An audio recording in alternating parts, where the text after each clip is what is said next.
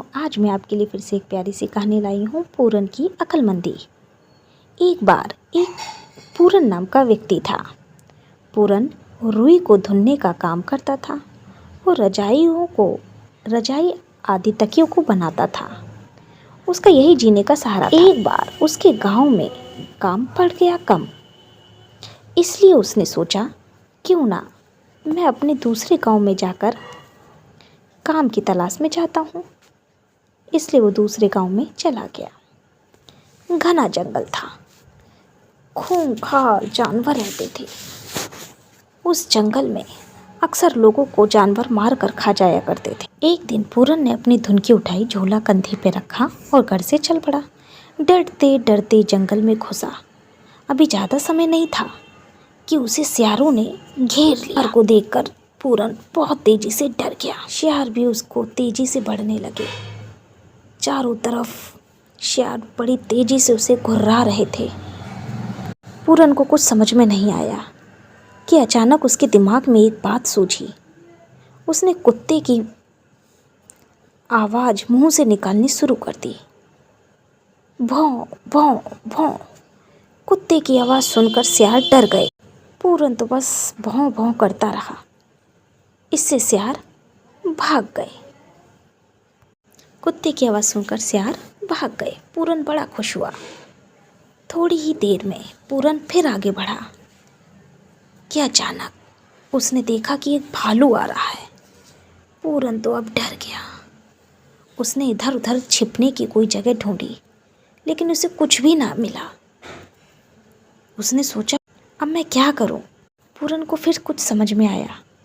उसने विचार किया कि एक आदमी को मरा हुआ छोड़ दिया गया, तो क्यों ना मैं भी भालू के सामने बिना झटपटाए मरने का नाटक करता हूँ। लेकिन वो घबरा गया।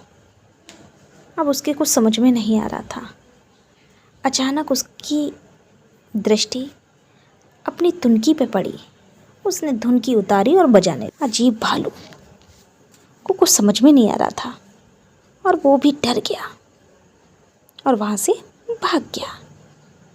थोड़ी दूर जंगल बहुत दूर था। घना जंगल को देखकर पूरन अभी बहुत परेशान था। उसके हाथ पैर ठंडे हो चुके थे कि अचानक तेजी से जंगल हिलने की आवाज़ आई। आवाज़ भी बहुत तेजी से गरजने की आवाज़ आई कि अचानक उसने देखा कि आगे से शेर आ रहा है। उसके कंधे पे जो झोला था डर के वजह से छूट गया और सारा सामान उसके झोले में से गिर गया। अचानक उस झोले में से एक आईना गिर पड़ा। आईने की चमक से शेर की आंखें चौंधिया गई। पूरन समझ गया था। अब आईने को उठा के उसने सूरज के सामने कर दिया, जिससे सूरज की किरणें उस आईने पे चमकने लगी। शेर की आंखें चंद के आ गई और पूरन ने दौड़ते हुए जंगल को पार कर लिया। तो समझे बच्चों, हमेशा अक्लमंदी काम आती है। ठंडे दिमाग से हमें अपने ज्ञान का, अपने विवेक का इस्तेमाल करना चाहिए। अगर मेरी कहानी अच्छी लगी तो प्लीज़ सब्सक्राइब करना।